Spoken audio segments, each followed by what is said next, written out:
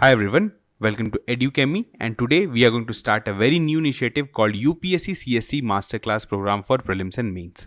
ये बिल्कुल free initiative होगा आपके लिए और ये इनिशिएटिव को हमने स्टार्ट किया है कि आप अपने यूपीएससी प्रिपरेशन को डेली ट्रैक कर सकें और ये देख सकें कि आप किस डायरेक्शन में जा रहे हैं. इसके अंदर we will cover some prelims related question जो काफी एग्जाम रेलिवेंट रहेगा और इसके अलावा हमारे जो मेंस इनिशिएटिव है उसमें हम लोग डेली आपको एक क्वेश्चन दिया करेंगे जिसको आपको समझना है और उसके बाद आपको उसको अटेम्प्ट करना है, उसका आंसर लिखिए और जो है आप उस आंसर को सबमिट कर सकते हैं जिसको इवैल्यूएट किया जाएगा by our dedicated mentor. Civil society in India by promoting inclusivity and advocating for social causes contributes significantly to its pluralistic nature. Now these efforts of civil societies provide alternatives beyond electoralism. Now you have to analyze this statement in the word limit of 250 words. So basically this is a 15 marker question. अब देखिए ये जो question है इसके बारे में हम लोग डिस्कस करेंगे कि ये इसका कहां से पूछा गया है, ये GS2 के किस पार्ट से ये पूछा गया है. लेकिन सबसे पहले हम लोग कैटेगराइज करते हैं इसकी डिफिकल्टी को. तो you can categorise this question within the L3 level. You know that we categorise questions in L1, L2 and L3 level. L1 जो बहुत बेसिक हुए,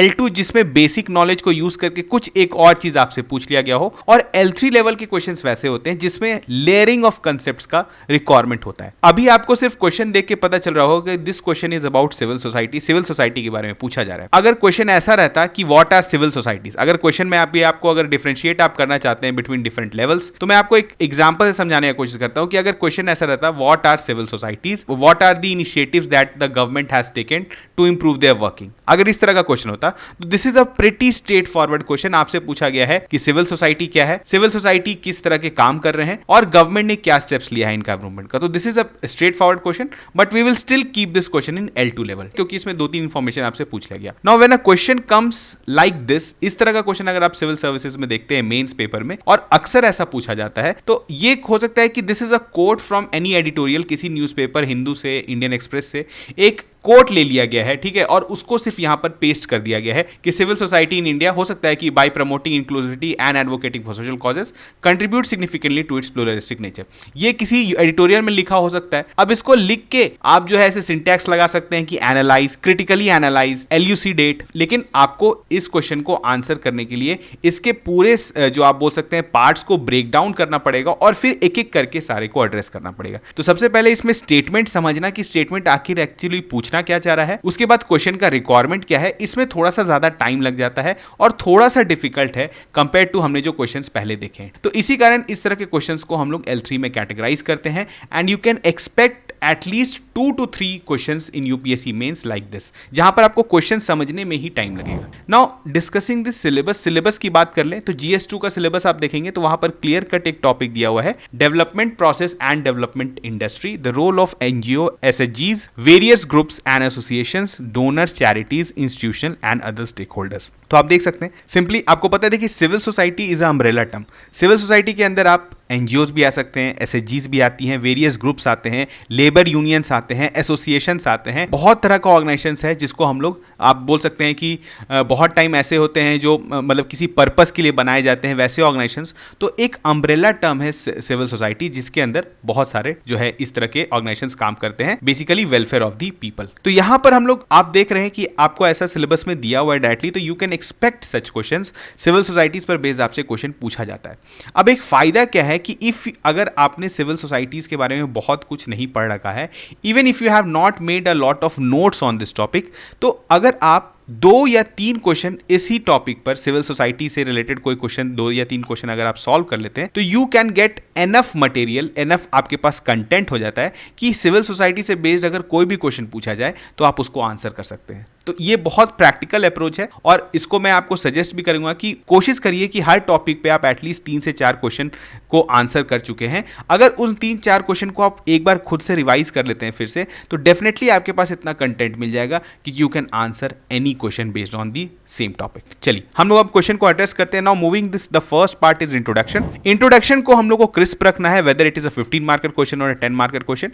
max to max 25 to 30 words use करके आपको question को introduce कर देना है to the examiner. Simple सा इंट्रोडक्शन क्या हो सकता है? Civil society refers to the collective of non governmental voluntary and independent organisations and groups that operate independently of the state. सबसे इंपॉर्टेंट तो यही है कि स्टेट के अलावा ये काम करती है, मतलब स्टेट जो है ऑब्वियसली स्टेट इसको रेगुलेट करता है थ्रू डिफरेंट एक्ट्स। पता है आपको, सोसाइटी रजिस्ट्रेशन एक्ट होते हैं जिसके अंदर जो है हम लोग ये ऑर्गेनाइजेशंस को रजिस्टर करते हैं, लेकिन दे ऑपरेट इंडिपेंडेंटली, मतलब उनको स्टेट के द्वारा सपोर्ट नहीं मिलता है। और आप बोल सकते हैं कि स्टेट के जो बहुत सारे लूप होल्स हैं उसको ये ऑर्गेनाइजेशंस कवर करते हैं। It encompasses various social, cultural and advocacy organisations that work to address societal issues, promote inclusivity and advocate for social causes. तो यहां पर हमने देख लिया, आप एक जेनरिक सा इंट्रोडक्शन लिख सकते हैं। अब देखिए वैल्यू एडिशन क्या है यहां पर। अगर आप देखिए कुछ टॉपिक्स ऐसे होते हैं जिसमें you can coat certain facts, certain stats, ठीक है, करंट अफेयर से रिलेटेड आप कोई फैक्ट कोट कर सकते हैं, तो वो यहां पर आप अगर देखेंगे सिविल सोसाइटी से रिगार्डिंग, तो आपको कोई ऐसा करंट फैक्ट जो है इससे रेलिवेंट मिलेगा नहीं। तो आप क्या कर सकते हैं कि या तो आप किसी एक पर्टिकुलर ऑर्गेनाइजेशन का, जैसे वर्ल्ड बैंक के द्वारा, या कोई ऐसा कोई बहुत इंटरनेशनल ऑर्गेनाइजेशन है,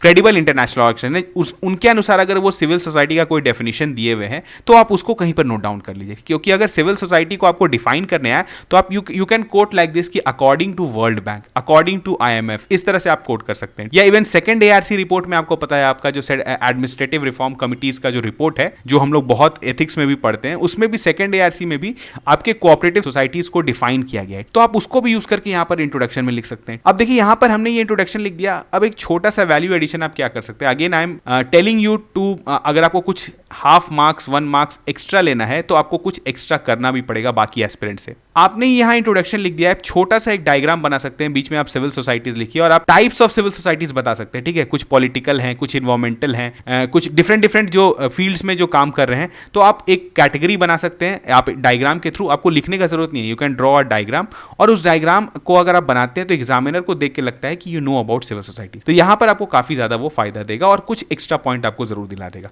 now you have introduced the question, now we are going to address what are the requirements of the question in the body section. तो यहां पर क्या है, देखिए, civil society in India by promoting inclusivity and advocating for social causes contribute significantly to its pluralistic nature. तो सबसे पहले हम लोग को ये बताना है कि सिविल सोसाइटी इन इंडिया कैसे प्रमोट कर रहा है इंक्लूसिविटी और कैसे एडवोकेट कर रहा है फॉर सोशल कॉजेज। तो हम लोग इसमें बताएंगे कैसे। देखिए सबसे पहले करते हैं इंक्लूसिविटी के बारे में डिस्कशन करते हैं। तो इंक्लूसिविटी से आप क्या समझते हैं? मतलब जितने भी सेक्शंस ऑफ सोसाइटीज हैं, जैसे जहां पर हमारे आपको पता है, although we have unity in diversity but we still have a lot of discriminations on a daily basis, जैसे caste based discrimination, religion based discrimination, gender based discrimination. तो इन सब के फील्ड में काम करना, इनको मेन स्ट्रीम में लाना, इसी को हम लोग बोलेंगे इंक्लूसिविटी। तो अब इसके लिए क्या क्या काम कर रही हैं आप? यहां पर क्या है ना कि आपको एनजीओज का या सिविल सोसाइटीज का कुछ नाम याद रखना पड़ेगा। तो इसी कारण इस आंसर में जो भी आप एनजीओज को मेंशन कर रहे हैं, please right this in your notes also. आप नोट्स में भी इसको कहीं पे लिख के रख दीजिए कि अगर आपसे बेस्ड सिविल सोसाइटी से बेस्ड कोई क्वेश्चन आया तो आप इन सेम एनजीओज का एग्जाम्पल में लिख सकते हैं। जैसे फॉर एग्जाम्पल, आप for instance organisation like Dalit Shakti Kendra in Gujarat work towards empowering Dalit youth through education and vocational training, providing them with opportunities for socio-economic upliftment. The second example you can give of Sulabh International. Sulabh International क्या करती है? Under the leadership of Dr. Bindeshwar पाठक, बहुत important figure है ये, आप बहुत famous भी हैं, launch a nationwide movement to alleviate the plight of manual scavengers. देखिए, फर्स्ट दलित शक्ति केंद्र क्या काम करते हैं? Upliftment of Dalit youth. तो ऑब्वियसली आपको पता है जो कास्ट बेस्ड डिस्क्रिमिनेशन हमारे यहाँ रहा है एज ओल्ड प्रैक्टिसेस की वजह से, ये सब जो हमारे यहाँ कुरीतियां रही हैं, इसके अगेंस्ट ये एनजीओस काम कर रही हैं। जैसे दलित शक्ति केंद्र हुआ, सुलभ इंटरनेशनल किसके अगेंस्ट काम कर रहे हैं? मैनुअल स्कैवेंजिंग के अगेंस्ट, ठीक है, कि मैनुअल स्कैवेंजिंग को एलिमिनेट किया जाए। तो ये सब आप बोल सकते हैं कि these are all working in the direction of improving inclusivity. उसके बाद एक समता ऑर्गेनाइजेशन है, ये किस लिए काम करती है? For illegal acquiring of protected forest land away from the native tribal residents in the district of Visakhapatnam. आपको पता है ट्राइबल कम्युनिटीज भी जो है, जो शेड्यूल्ड ट्राइब्स कम्युनिटी जो है, ये भी बहुत एलिनिएटेड है, ठीक है। इनको भी मेन स्ट्रीम में लाने के लिए और इनके राइट्स को रिकॉग्नाइज करने के लिए बहुत डिफरेंट सोसाइटी सिविल सोसाइटीज काम करती हैं। तो आप यहां पर भी एक कोट कर सकते हैं। तो हमने कर दिया, देखिए, प्रमोटिंग इंक्लूसिविटी के बारे में बता दिया, 2-3 एग्जांपल कोट कर दिया, ठीक है। Now moving on to the next part, क्या बोल रहा है? Advocating for social causes. Now अब देखिए, क्योंकि इंक्लूसिविटी, सोशल कॉजेज, ये सब जो टर्म्स हैं, ये बिल्कुल एक ही जैसे दिखते हैं, ठीक है, लेकिन क्योंकि आपको एग्जाम में जब आपको कोई स्टेटमेंट दिया जाता है ना, इस चीज का ध्यान रखिए कि even if you think that these two topics are similar, आप जो है डिस्क्रिमिनेशन हटा के इंक्लूसिविटी कर रहे हैं और सोशल कॉजेज के लिए वर्क कर रहे हैं, लेकिन अगर आपके एग्जाम में आपको कोई स्टेटमेंट दिया हुआ है तो you have to bifurcate them separately, ठीक है, मतलब आपको अलग अलग उनको बताना पड़ेगा। ऐसा नहीं है कि आपको लगेगा कि इसी में आप जो है सारे इंक्लूसिविटी और सोशल कॉजेज को एक ही में करके आपने बता दिया। अब आप अलग से लिख सकते हैं कैसे they advocate for social causes. Civil society vigorously advocates for education, health care, environmental protection, human rights and poverty alleviation. अब अगेन एग्जांपल आप कैसे देखेंगे, देखिए इंडिया HIV और एड्स अलायंस जो है ये किस डायरेक्शन में काम करता है, tirelessly to raise awareness about HIV AIDS and advocates for policies that protect the rights and dignity of people living with the virus. यहां पर आप एक टीच ऑफ इंडिया प्रोग्राम को भी कोट कर सकते हैं, ठीक है, ये ऑल सोशल कॉजेज के लिए। सोशल कॉजेज क्या होता है आपका, एजुकेशन, एनवायरमेंटल प्रोटेक्शन, राइट्स, ठीक है, तो इस तरह की चीजों की डायरेक्शन में जो भी काम करें। अब यहाँ पे कोई इन्वायरमेंटल प्रोटेक्शन NGO का, सिविल सोसाइटी का भी नाम कोट कर सकते हैं। मैं आपको जैसे एग्जांपल दे रहा हूँ, आप थोड़ा सा सर्च कर लीजिए, आप इस तरह से सर्च करिएगा गूगल में कि civil societies working in the direction of environmental protection, civil societies working in the direction of political consciousness, कुछ भी करके आप जो है 4-5 अगर आप एग्जांपल कोट कर लेते हैं तो आप वो सारे NGOs को, सिविल सोसाइटी ऑर्गेनाइजेशंस को कहीं पर भी यूज कर सकते हैं। तो हमने बता दिया कि ये कैसे इंक्लूसिविटी प्रमोट कर रहे हैं और सोशल कॉज के लिए काम कर रहे हैं। नाउ आफ्टर डूइंग दिस आप एक लाइन लिख सकते हैं कि by doing both this, promoting inclusivity and advocating for social causes, हमारे यहाँ जो है आप बोल सकते हैं प्लूरलिस्टिक सोसाइटी का जो नेचर है हमारे सोसाइटी का, उसको ये और बढ़ावा देता है, ठीक है, यूनिटी एंड डाइवर्सिटी को प्रमोट करता है। आप एक लाइन लिख के इसको यहाँ पर कंक्लूड कर सकते हैं। Now moving on to the next part, देखिए यहाँ पर आपने जस्ट एक सेक्शन एड्रेस किया है। नाउ अभी तक आपका ऑलरेडी अगर आप एग्जाम में लिख रहे होते तो आप 4 to 5 मिनट्स इन्वेस्ट कर चुके हैं। अब आपने अगर पहले सेक्शन को एड्रेस कर दिया है तो सेकंड सेक्शन में क्या पूछा गया है, these efforts of civil societies provide alternatives beyond electoralism. अब इसको हिंदी अगर हम लोग आसान भाषा में समझने की कोशिश करें तो इसका मतलब क्या है कि ये एक स्टेटमेंट ये बोलना चाह रहा है कि सिविल सोसाइटीज जो हैं वो प्रोवाइड करते हैं अल्टरनेटिव्स। अल्टरनेटिव्स मतलब क्या हुआ कि जो हमारे यहाँ आपको पता है we are a democratic country, हम अपने लिए एक रिप्रेजेंटेटिव चुनते हैं जो कि पार्लियामेंट, जो भी हमारे असेंबली में जाते हैं, फिर वहाँ वो एक गवर्नमेंट फॉर्म करते हैं और वो गवर्नमेंट हमारे वेलफेयर के लिए काम करती है। लेकिन apart from this system, this democratic system, हमारे पास एक और ऑप्शन है, दैट इज सिविल सोसाइटीज। मतलब सिविल सोसाइटीज भी हमें काफी मदद करती है पब्लिक वेलफेयर में। अब इसको कैसे करते हैं हम लोग देखेंगे और इसी चीज को हम लोग को एनालाइज करना है। तो यहां पर देखिए अगर आप इसको करें, जैसे अगर हम लोग बात करें व्हाई इलेक्टोरल पॉलिटिक्स, आप एक स्टार्टिंग ऐसे कर सकते हैं, why electoral politics is integral to democratic governance, civil society complements this processes by engaging in grassroots level initiatives, community organizing and public awareness campaigns. अब यहां पर हम लोग एग्जाम्पल के थ्रू बताएंगे। देखिए हमेशा जब भी आपको किसी चीज को वैलिडेट करना है तो आप किसी सिविल सोसाइटी का नाम दीजिए, एग्जाम्पल दीजिए, तभी जाके वो अच्छे से समझ में आएगा। तो पहला हम लोग लिखते हैं, देखिए national campaign for people rights to information एक ऑर्गेनाइजेशन है जिसने प्ले किया था vital role in advocating for rights to information act, empowering citizens to access government information and hold authorities accountable. तो एक तरह से आप बोल सकते हैं यहाँ पर राइट्स के आपके अवेयरनेस के लिए ये ऑर्गेनाइजेशन काम करती है और इसने काफी अच्छा रोल प्ले किया था। इसके बाद आप अगेन जस्टिस की बात करें, ये सब देखिए these are all alternatives of government. Government अगर आपकी बात नहीं सुनती है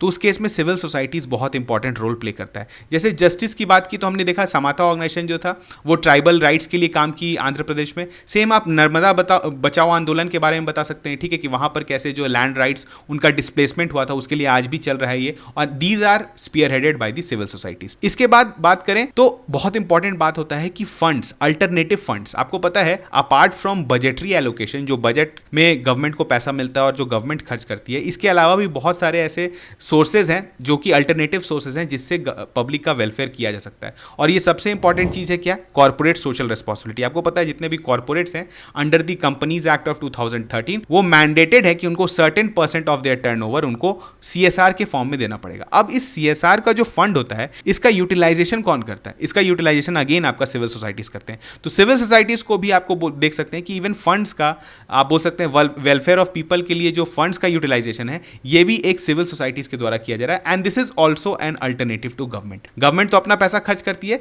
लेकिन सिविल सोसाइटीज भी CSR को यूज करके पब्लिक का वेलफेयर कर सकती है। नाउ कुछ और पॉइंट्स हम लोग इसमें लिख देते हैं। Civil society and NGOs offer a ready pool of volunteers. Again ये जो है एक तरह से, जैसे आपको पता है गवर्नमेंट मशीनरी में इंप्लॉयज हैं, गवर्नमेंट इंप्लॉयज हैं, लेकिन स्टिल ग्रास रूट लेवल तक पहुंचने के लिए, आपको किसी भी प्रोग्राम का इंप्लीमेंटेशन करने के लिए आपको सिविल सोसाइटीज का काम पड़ता ही है। और इसलिए क्यों पड़ता है? क्योंकि इनके पास एक पूल ऑफ वॉलंटियर्स होते हैं, रिसोर्सेज होता है, जिसको गवर्नमेंट यूटिलाइज कर सकती है फॉर देयर पॉलिसी इंप्लीमेंटेशन। आपने ये एक पॉइंट लिख दिया। इसके बाद आप लिख सकते हैं जैसे सर्टेन कंडीशन, जब क्राइसिस लाइक कंडीशन होता है, जैसे आपको पता है कोविड-19 लॉकडाउन हुआ था, उस समय ऑक्सीजन का कमी हो गया था, ऑक्सीजन सिलेंडर्स का कमी हो गया था, तो उस समय गवर्नमेंट ऑलमोस्ट नॉन फंक्शनल हो चुकी थी, ठीक है, बहुत बहुत लेवल तक गवर्नमेंट नहीं पहुंच पा रही थी। तो वहां पर सिविल सोसाइटीज ने आगे बढ़कर रोल प्ले किया, लास्ट रूल मतलब आप बोल सकते हैं लास्ट माइल कनेक्टिविटी प्रोवाइड किया, जितने भी एसेंशियल सर्विसेज थे इसको प्रोवाइड किया। तो again this is alternative to electoralism. इसके बाद आप क्या लिख सकते हैं? Civil society and NGO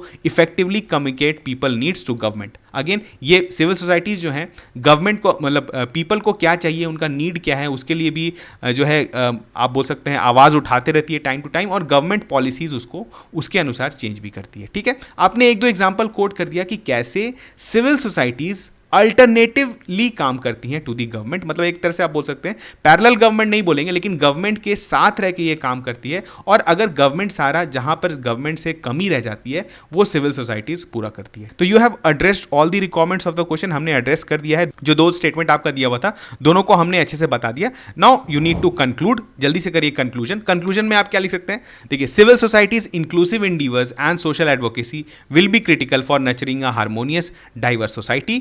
Embracing their role as catalyst for positive change, civil society organizations must continue fostering empathy and unity to build a brighter, inclusive future for India. Now, ये जो in conclusion है इसको आप कहीं note down कर लीजिए, because कहीं पर भी सिविल सोसाइटी से रिलेटेड पेपर 2 में, GS2 में अगर आपसे कहीं पर भी क्वेश्चन पूछा जाता है तो you can write this conclusion. इसी कारण मैं आपको बार बार रेपिटेटिवली बोल रहा हूँ कि ये सब चीज़ें जो हमको करना है ये बहुत लिमिटेड टाइम पीरियड में करना रहता है। तो अगर आपका कंक्लूजन, अगर आपका इंट्रोडक्शन अगर रेडी है तो आप बहुत ज़्यादा टाइम सेव कर सकते हैं, और वो जो टाइम बचेगा you can invest in writing good answers. Body में आप थोड़ा सा ज़्यादा टाइम फोकस कर सकते हैं अगर आपका इंट्रोडक्शन और कंक्लूजन रेडी है। जैसे मैंने आपको क्या बोला, ये आप एक होमवर्क की तरह करिए कि सिविल सोसाइटी के बारे में आप जाके किसी भी एक क्रेडिबल ऑर्गेनाइजेशन के द्वारा, चाहे वो यूनाइटेड नेशंस का हो, WHO हो, कोई भी ऑर्गेनाइजेशन अगर सिविल सोसाइटी को डिफाइन करता है तो उस डेफिनेशन को आप नोट डाउन कर लीजिए। Now whenever a question comes on civil society you start by कि according to world bank, according to WHO, civil society can be defined is. तो इस तरह का इंट्रोडक्शन बहुत अच्छा लगता है, ठीक है। उसके बाद आप बॉडी में जो भी रिक्वायरमेंट है उसको एड्रेस करिए, and last thing you conclude the answer. तो चलिए मिलते हैं हम लोग नेक्स्ट लेक्चर में, तब तक थैंक यू।